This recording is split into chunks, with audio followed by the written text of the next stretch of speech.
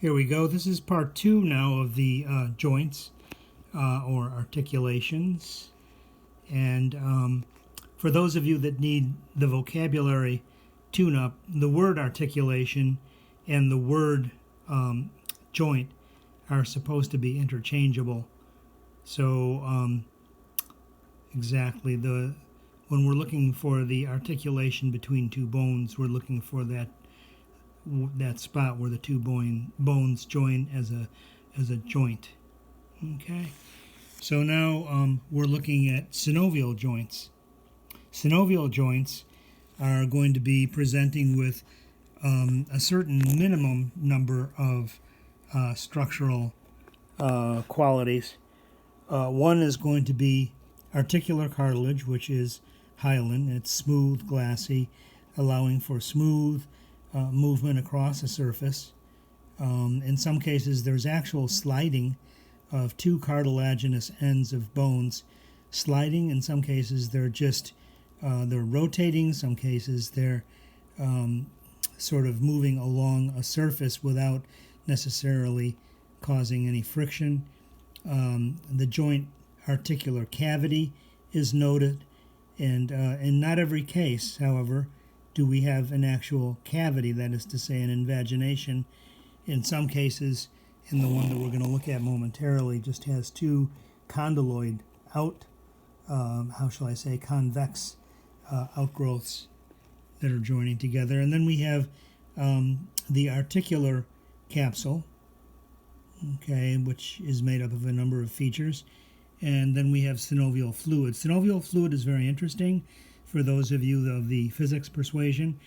Synovial fluid is a lubricant, which is actually quite exquisite, especially in the when using hyaline cartilage glassy surfaces as a surface upon which to work on. It's really an exquisite fluid which reduces the coefficient of friction.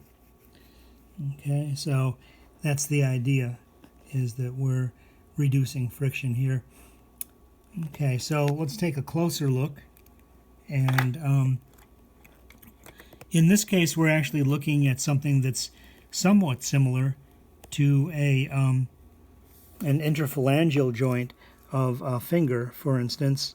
And the idea here is that you would get a condyloid end of one phalanx, and you would have the condyloid end of another phalanx, and they would be joining up this way.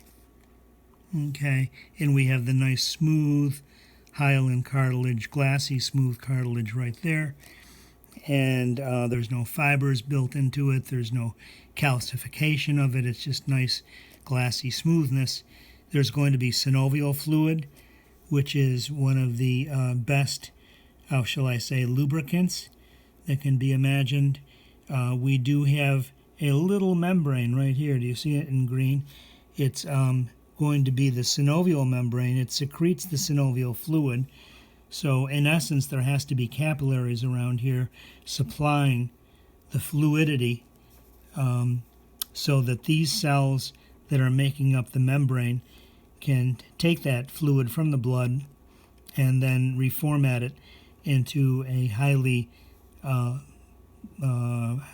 shall I say, slippery little fluid that fits in there. Okay, so that's part of the program here. It's weeping that fluid in there.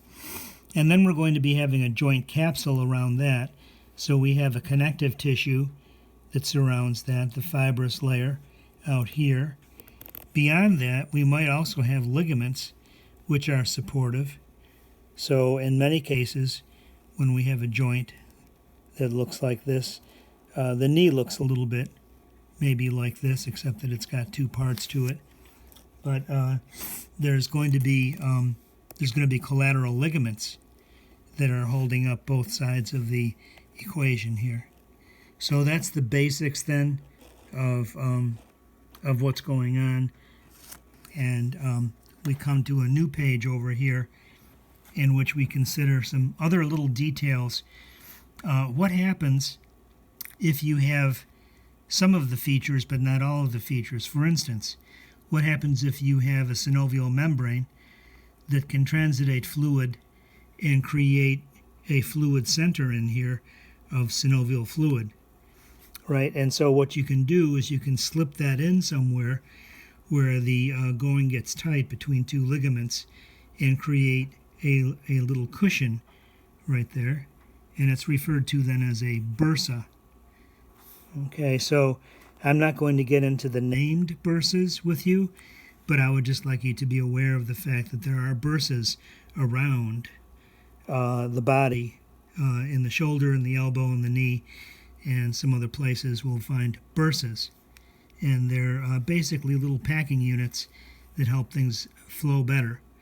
Then we have something that is a feature. More you'll see it in the hands than anywhere else, but it's also right here.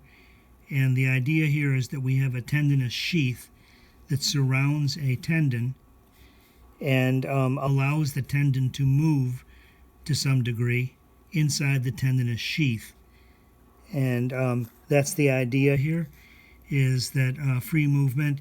If you have to, and I'll demonstrate this with my own hand, that the part that is moving right there has no muscle at all.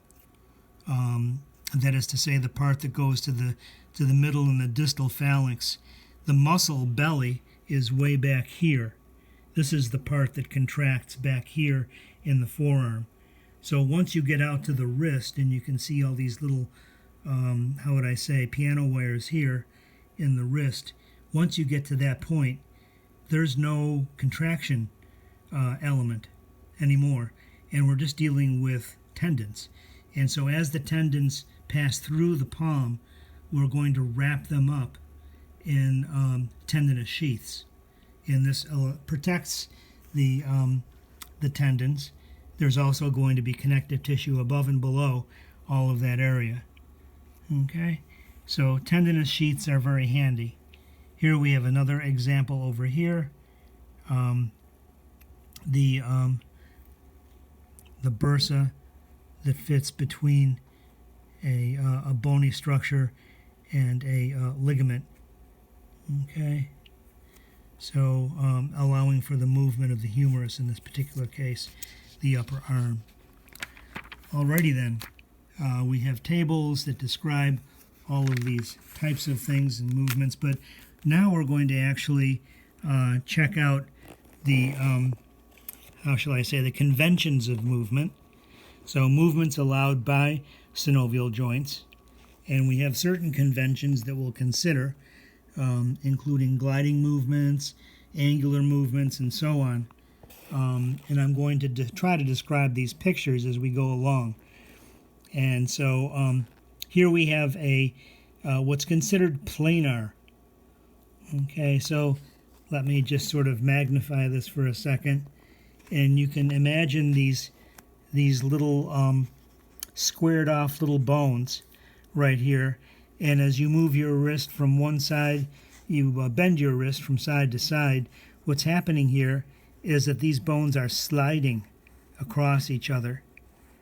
Okay, and the joints are referred to as planar joints, and the action is gliding. Okay, so gliding movement, in which the synovial fluid is providing a frictionless surface for these bones so that they can slide their glassy cartilage across each other. Alrighty, that's one type of movement. Another type of movement here, and this involves the spinal column, which is a little bit complex, but I'm going to use the words extension and flexion with regard to the spinal column. I'm not going to use the word hyperextension, and I have a reason for doing that, and that's that I don't want to imply extremes. Okay, there's the movements that great dancers, great gymnasts, great martial artists employ, Tai Chi masters, are movements that are not hyperflexing or hyperextending in any way. They are very modest movements. Okay, so I want that understood, that when we move backwards with the head, it's always going to be an extension. And when we move frontwards with the head out of anatomical position, then it's always going to be a flexion. And that would be the case in any part of the torso using the spinal column. Extension is back, flexion is forward. And that's all I'm going to allow for the conventions.